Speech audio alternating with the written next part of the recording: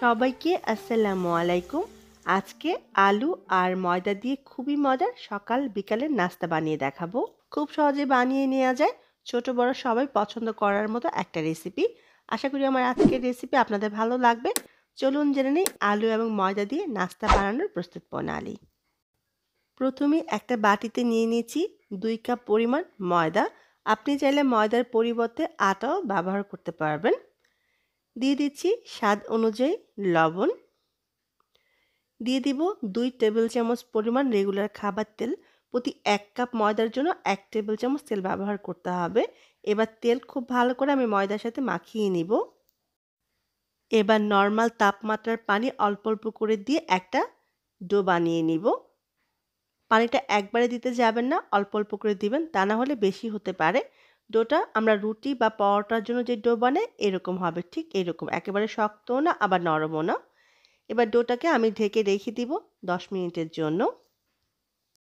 এখানে আমি 2টা মাঝারি সাইজের আলু সেদ্ধ করে খুব ভালো করে চটকে নিয়েছি। খেয়াল রাখতে হবে কোনো রকম লাম্প যাতে না থাকে। দিয়ে দিলাম স্বাদ অনুযায়ী লবণ। এবার দিয়ে দিব কাঁচা মরিচ। আমি মিহি কুচি করে 1 টেবিল চামচ পরিমাণ কাঁচা মরিচ দিয়ে দিলাম। আপনি ঝাল বেশি খেলে মরিচের পরিমাণ বাড়িয়ে দিতে পারবেন। দিয়ে দিচ্ছি পেঁয়াজ কুচি 2 টেবিল চামচ পরিমাণ। কালো গোলমরিচের গুঁড়া দিয়ে দিচ্ছি হাফ চা চামচ পরিমাণ। টালা জিরার গুঁড়া দিয়ে দিচ্ছি হাফ চা চামচ পরিমাণ।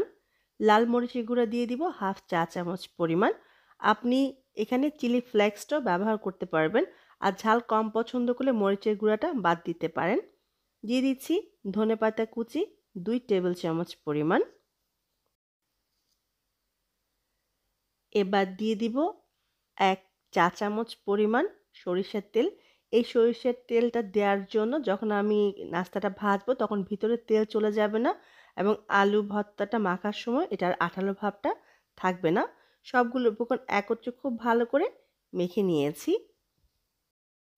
এবার একটা বাটিতে নিয়ে নিব 3 টেবিল চামচ পরিমাণ ময়দা। দিয়ে দিব 2 টেবিল চামচ পরিমাণ কর্নফ্লাওয়ার। কর্নফ্লাওয়ারের পরিবর্তে আপনি চাইলে এখানে চালের গুঁড়াটাও ব্যবহার করতে পারবেন। চালের গুঁড়া আর কর্নফ্লাওয়ারটা ব্যবহার করার জন্য নাস্তাটা অনেক মচমচে হবে। দিয়ে দিচ্ছি 1/4 চা চামচ পরিমাণ টালা জিরার গুঁড়া। লাল মরিচের গুঁড়া দিয়ে দিলাম 1/4 চা চামচ পরিমাণ। এবার দিয়ে দিব স্বাদ অনুযায়ী লবণ। ধনিয়া পাতা কুচি দিয়ে দিব 1 টেবিল চামচ পরিমাণ। সাদা তিল দিয়ে দিচ্ছি 1 টেবিল চামচ পরিমাণ। এবার নরমাল তাপমাত্রার পানি অল্প অল্প করে দিয়ে একটা বেটার বানিয়ে নেব। বেটারটা খুব বেশি ঘনও হবে না আবার পাতলাও হবে না। আমি ঘনত্বটা আপনাদের কাছ থেকে দেখিয়ে দিব। দেখুন বেটারের ঘনত্বটা ঠিক এরকম হবে, দেখে নিশ্চয়ই বুঝতে পেরেছেন। ফিরে এলাম 15 মিনিট পরে। এবার ডোটাকে আমি একটু মথে নিব 1 থেকে 2 মিনিটের মতো। মথে নেওয়ার পরে আমি ডোটাকে 2টা ভাগে ভাগ করে নিব। এবার এখান থেকে একটা ডো নিয়ে নিব, রুটি বানাবো সেজন্য একটু ময়দা ছিটিয়ে দিলাম, এতে খুব সহজেই রুটিটা বানানো যাবে। আমি যতটুকু সম্ভব বড় করে রুটিটা বানিয়ে নেব, একেবারে গোল হতে হবে এমন কোনো কথা নেই। আর কতটুকু ভারী হবে সেটা আমি দেখিয়ে দিব। এবার এই রুটিটার অর্ধেকে আমি আলু যে ভর্তাটা বানিয়ে রেখেছিলাম পুরের জন্য যে আলুটা, সেটা দিয়ে দিব। একটু খেয়াল করে দেখুন আমি কিভাবে দিচ্ছি। আমি একেবারে পাতলা করব না, একটু ভারী করে আমি আলুর পুরটা দিয়ে নিয়েছি। আর রুটিটা এরকম হবে। প্রথমে দেখাতে মনে ছিল না। দেখে নিশ্চয়ই বুঝতে পেরেছেন এটা কতটুকু আম পাতলা হবে। এবার বাকি অর্ধেকটা অংশ টেনে এনে আমি আলুর ভর্তাটাকে মানে আলুর পুরটাকে ঢেকে দিব। একটু খেয়াল করে দেখুন। এবার ঢেকে দেওয়ার পর হাত দিয়ে একটু চেপে দিব। এবার একটা পিজ্জা কাটার অথবা ছুরির সাহায্যে ঠিক এভাবে কেটে নিচ্ছি। দেখে নিশ্চয়ই বুঝতে পেরেছেন আমি কিভাবে কেটে নিয়েছি। এবার লম্বা লম্বা করে ঠিক এভাবে আমি কেটে নেব। আপনি আপনার পছন্দ মতো যেকোনোভাবে এই নাস্তাটাকে কেটে নিতে পারেন। আমি ঠিক এভাবে কেটে নিয়েছি। এবার চলে যাব নাস্তাটা ভাজার জন্য।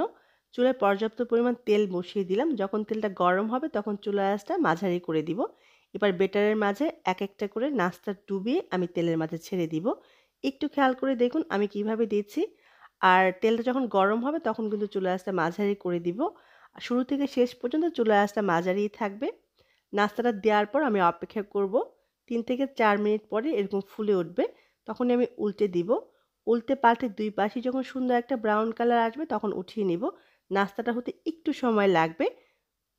5.5 থেকে 6 মিনিটের মতো সময় লাগবে। নাস্তাগুলো আমার ভাজা হয়ে গেছে।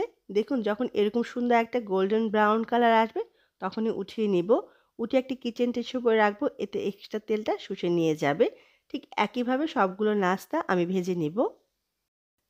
ঠিক একইভাবে সবগুলো নাস্তা আমি বানিয়ে নিয়েছি। দেখুন মাশাআল্লাহ কতটা পারফেক্ট হয়েছে। একটা নাস্তা আমি একটু ভেঙে দেখিয়ে দিব ভিতরটা কতটা পারফেক্ট হয়েছে। অবশ্যই বাসায় বানাবেন আর আমার কমেন্ট বক্সে জানাবেন কেমন হলো। সবাই অনেক ভালো থাকবেন। আমার জন্য দোয়া করবেন। আবারও দেখা হবে। ততক্ষণ পর্যন্ত আল্লাহ হাফেজ।